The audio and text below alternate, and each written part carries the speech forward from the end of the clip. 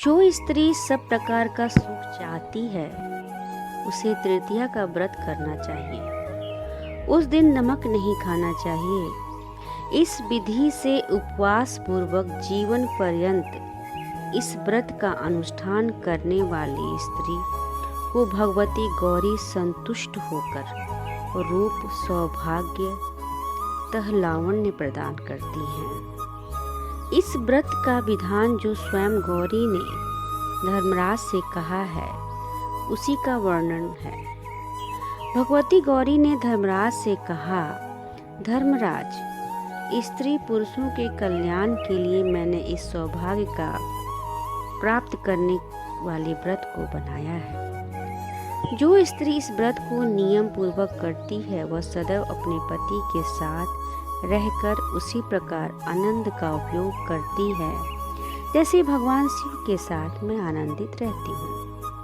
उत्तम पति की प्राप्ति के लिए कन्या को यह व्रत करना चाहिए। व्रत में नमक न खाएं। सुवर्ण की गौरी प्रतिमा स्थापित करके भक्ति पूर्वक एकाग्रचित होकर गौरी का पूजन करें। गौरी के लिए नाना प्रकार के नैवेद्य अर्पित करने चाहिए। रात्रि में लवण रहित भोजन करके स्थापित गौरी प्रतिमा के समक्ष ही शयन करें। दूसरे दिन ब्राह्मणों को भोजन कराकर दक्षिणा दें। इस प्रकार कन्या व्रत करती हैं वह उत्तम पति को प्राप्त करती हैं तथा चिरकाल तक श्रेष्ठ भोगों को भोग कर अंत में पति के साथ उत्तम लोकों को जाती हैं। यदि विधवा इस व्रत को करती है तो वह स्वर्ग में अपने पति को प्राप्त करती है और बहुत समय तक वहां रहकर पति के साथ वहां के सुखों का उपभोग करती है और पूर्वक सभी सुखों को भी प्राप्त करती है। देवी इंद्राणी ने पुत्र प्राप्ति के लिए इस व्रत का अनुष्ठान किया था। इसके प्रभाव से उन्हें जयंत नाम का पुत्र प्राप्त हुआ। अरुंधति ने उत्तम स्थान प्राप्त करने के लिए इस व्रत का नियम पालन किया था, जिसके प्रभाव से वह पति सहित सबसे ऊपर का स्थान प्राप्त कर सकी थी। वे आज तक आकाश में अपने पति महर्षि वशिष्ठ के साथ दिखाई देती हैं। चंद्रमा की पत्नी रोहिणी ने अपनी समस्त सपत्नियों को जीतने के लिए बिना लवण खाए इस व्रत को किया तो वे अपनी सभी सपत्नियों में प्रधान तथा अपने पति चंद्रमा की अत्यंत प्रिय पत्नी हो गई। देवी पार्वती की अनुकंपा से उन्हें अचल सौभाग्य प्राप्त हुआ। इस प्रकार यह तृतीया व्रत सारे संसार में पूजित है और उत्तम फल देने वाला है। बैसाख, भाद्रपद तथा माघ मास की तृतीया अन्य मासों की तृतीया से अधिक उत्तम है।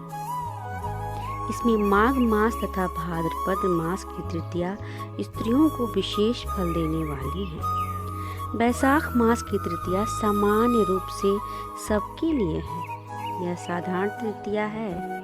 माघ मास की तृतीया को गुड़ तथा लवण का दान करना स्त्री पुरुषों के लिए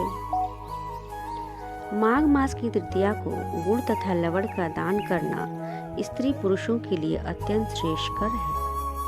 भाद्रपद मास की तृतीया में गुड़ के बने मालपुओं का दान करना चाहिए। भगवान शंकर की प्रसन्नता के लिए माघ मास की तृतीया को मोदक और जल का दान करना चाहिए। वैशाख मास की तृतीया को चंदन मिश्रित जल तथा मोदक के दान से ब्रह्मा तथा सभी देवता प्रसन्न होते हैं। देवताओं ने वैशाख मास की तृतीया को अक्षय तृतीया कहा है।